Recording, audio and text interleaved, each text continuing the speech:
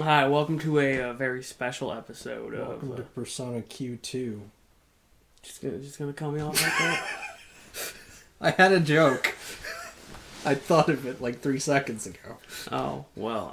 Anyway, Neo Persona Q. So this is our 2-year anniversary of these. That's appropriate. Yeah, I wanted to start this like a month ago, and then a lot of things happened.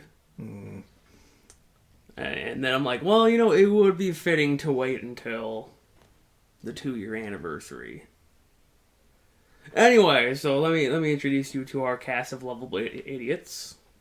We've got Jin Habara. He's a cognitive neuroscientist. Okay.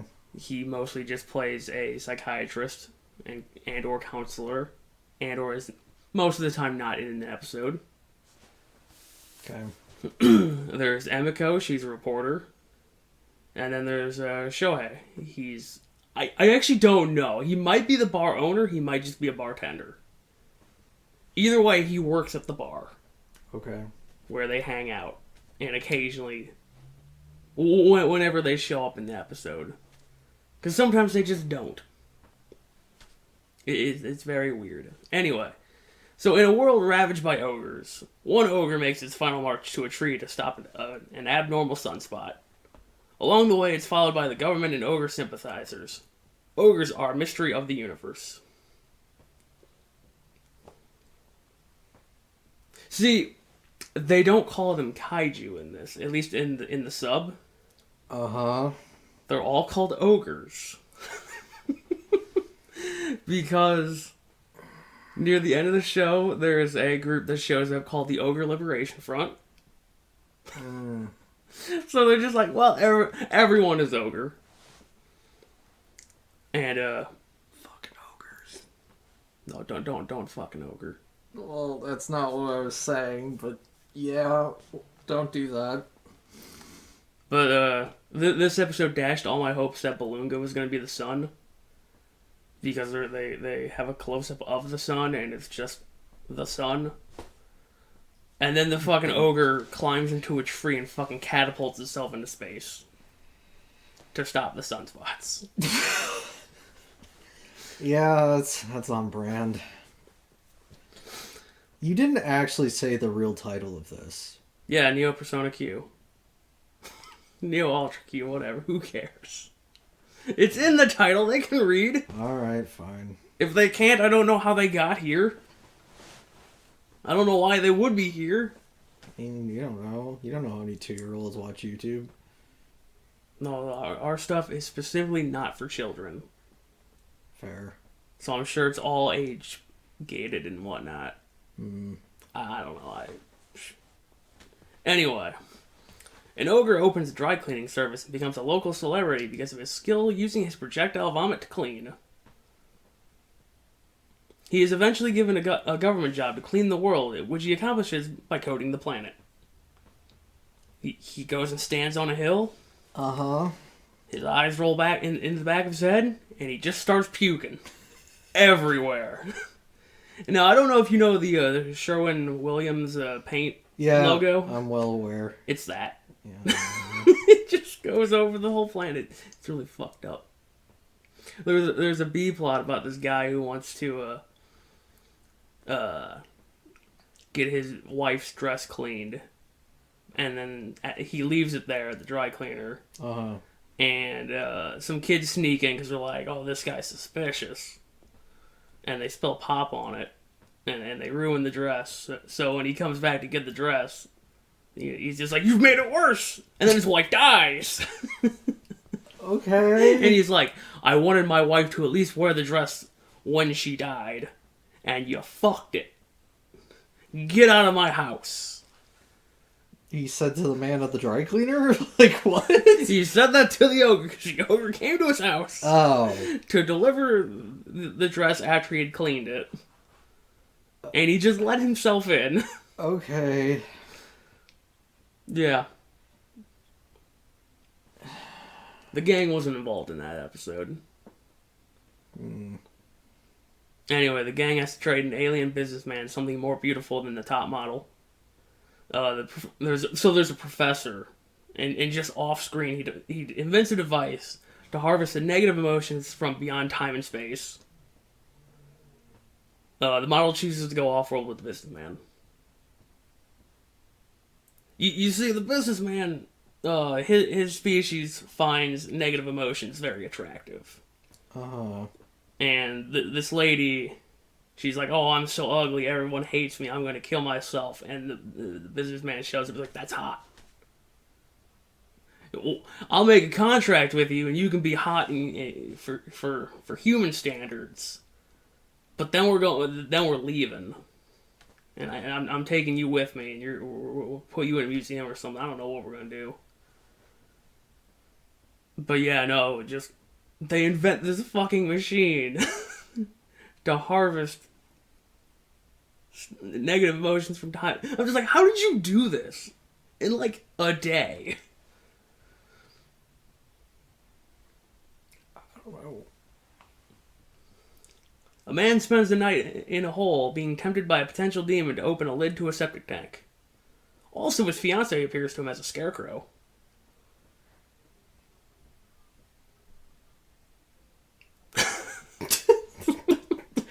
That's such a minor thing for a demon to, like... Yes, open the septic tank and cover this local small area and shit.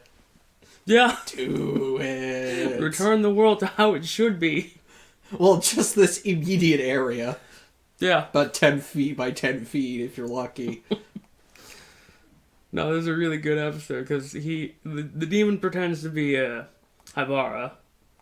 And is like, well, because they were scientists in school together or whatever. Okay. So they have a history. And he's like, well, I'm a better scientist than you, because you won't open the septic tank.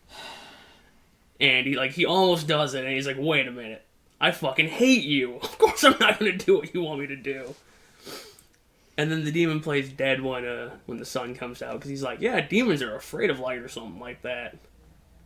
So the morning sun vanquishes him, and then he pretends to be his fiancée, and she's like, you're the only one qualified to open the lid. He's like, you're right, I am, and then he opens the lid.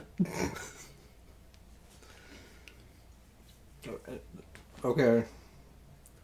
So, 50 years ago, a scientist creates humanoid robots.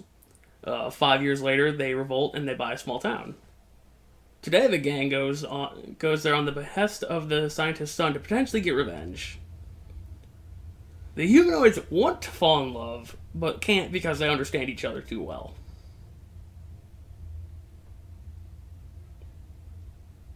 I don't know. I mean, I guess. Anyway, they all die because they only have a 50-year battery. Okay. So it didn't really matter either way. A woman spends a week on Stenchman Island with Stenchman. Upon arriving home, she realizes she needs his stench and returns to bottle his nasal drippings to make perfume with. The army catches wind of his existence and guns him down. She grows a large schnoz and continues to make the perfume with her nasal drippings.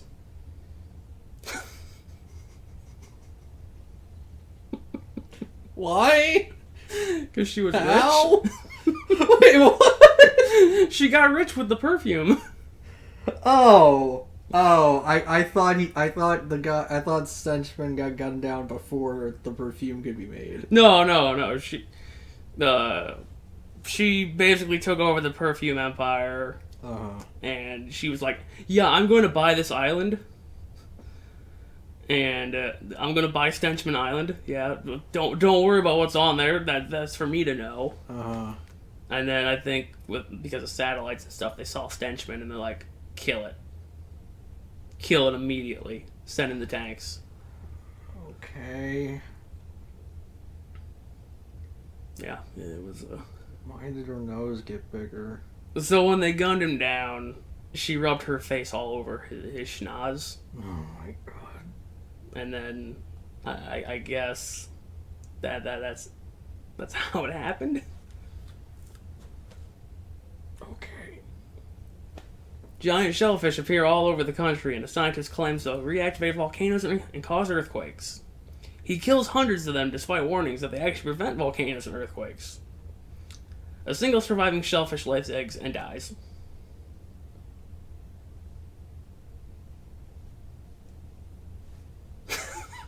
Like, you see, they gathered them all up and dropped them in, like, a valley. And then they went to, like, freeze them or something like that. Except they didn't catch the one who was under, like a tarp. uh-huh.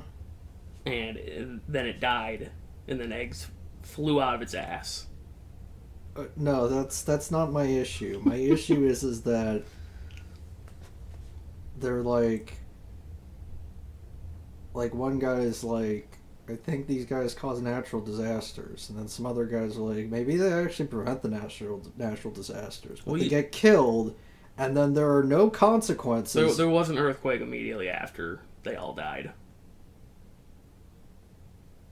That's just one earthquake, though. That doesn't... Look, they get really hot.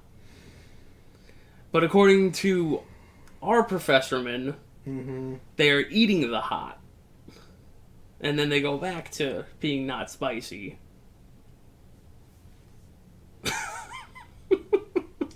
I still feel like there wasn't enough, like, it feels like all that happened was that kill them all. Maybe we shouldn't kill them all. They're already dead.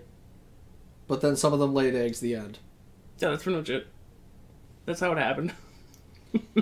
You got the gist of it. Like, there should have been, they're all dead, bad things ensue, everyone figures out that they were wrong, and then there's eggs. Like, I feel like there should have been a more extended period. Look, they only had half an hour. There's no continuity between these episodes. It's not about continuity, it's about telling a story. There are no long-term side effects of anything that's happened. No, I get that, but there should have been, like, the murdering of the shellfish should have taken place at, like, minute 15. No, that was minute 28. Yeah, that's my problem. Anyway, the reincarnated space pope is targeted by aliens to return them to their planet. All I'm thinking about now is Rad. I kind of figured you would. However, the main abductor decides Space Pope should stay on Earth and kills all of the Pope's would-be assassins, and then dies. He got stabbed. Okay. And then Space Pope became a Doctors Without Borders. What does that even mean? It means he's going to, I think they said Darfur. Okay. But I thought he died. No, the Space Pope didn't die. The abductor, the guy coming to get him, he got stabbed, and then he killed off the last of the assassins, and then he died. Okay. Sure. Look, the Space Pope is fine. He just doesn't want to be with his girlfriend anymore. Okay. So Tokyo orders new protocols on greenhouse gas emissions, resulting in the city shutting down. What do you mean orders? They get together for the Earth Summit, and they're like, "Hey, if you're producing too much greenhouse gases, we're gonna shut down the power to your city." Okay, you did not say that correctly. You said they ordered more. You said they ordered greenhouse gases. No, I said they ordered new protocols. I just heard they ordered new greenhouse gas emissions, and I'm like, what do you mean they ordered it? I am 90% sure I said protocols. We'll find out when it goes out, but whatever. So, I just like the idea that they're like, we don't have enough greenhouse gases. Where can we get some? So overnight, some wannabe Balloongas appear and start absorbing the gases. I was really happy with this episode, if I'm being real. But they're not proper Balloongas because they're eating the emissions and not the actual, like, they're not eating like the coal. I mean, yeah. Beluga would eat the fuel. Beluga wouldn't eat the gas. Like, Beluga would eat the energy. Beluga would eat the typhoon. Well, that too, but like, and the sun. Yeah, but and again, I mean, you don't know that the sun isn't Beluga. Are you saying he's got Beluga spots? And he needs to be defeated by ogres launching themselves into space? I mean, why would the ogres feel the need to fight something that's an inanimate object? Okay, fair. Anyway. Like, why would they think they could fight it? Yeah. Anyway, the Belugas, they proceed to fix the economy and birth rates. Also, they start getting the pandas to fuck. The pandas are fucking. What the fuck?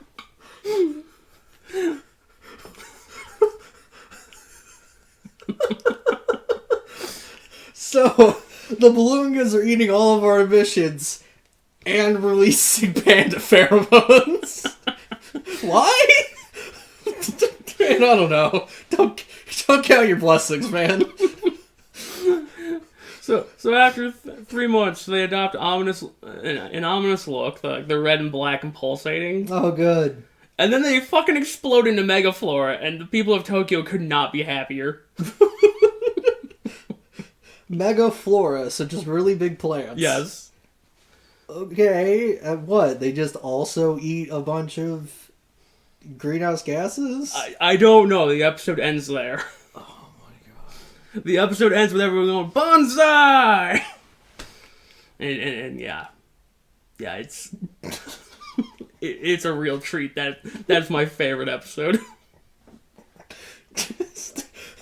I just love the idea that it's like... It's literal absolute absurdity, because these are just random creatures that come in and just start solving a checklist of problems. Less greenhouse gases, more people having kids, even the pandas are getting it on, and then they add a bunch of greenery. The end! Wow, Japan, way to create something absurdly convenient with no downsides. I mean, they kind of look scary. That doesn't matter. Everyone loves them. Okay, fair. Like, why wouldn't you? They make the pandas fuck. We can't do that. Okay, so a garbage ogre practices its fixing magic before using it to fix a girl's broken legs. Oh, god damn it. Not Gridman. He then implodes. Okay, maybe less Gridman. That's it for that one. That's it.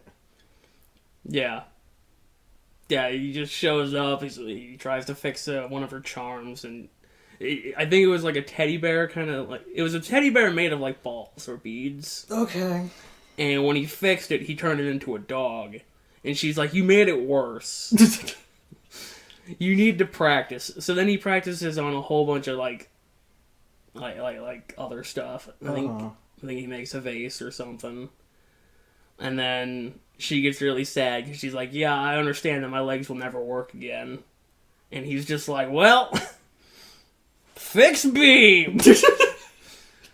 and then he's fucking gone. Laughs were shared by everyone. I'm sorry, the idea of a character tragically sacrificing himself and it just ends on happy laughter is just utterly fucked up. Okay, so the Ogre Liberation Front takes hostages to promote pro-ogre legislation. Where's the anti-ogre legislation other than shooting Stenchman? That's the kind of stuff they want to avoid. Well, that's fair, but that's like one. I mean, they also shot the first ogre, who was just on a death march to his tree. I thought he actually got to the tree. He did get to the tree, but they shot at him. And he just kind of ignored them and then, did his tree thing. This really feels unnecessary, but okay. Meanwhile, a JPEG appears and announces it would like to see democracy and forces the locals to vote whether the Ogre Liberation Front and the hostages or the Prime Minister should explode.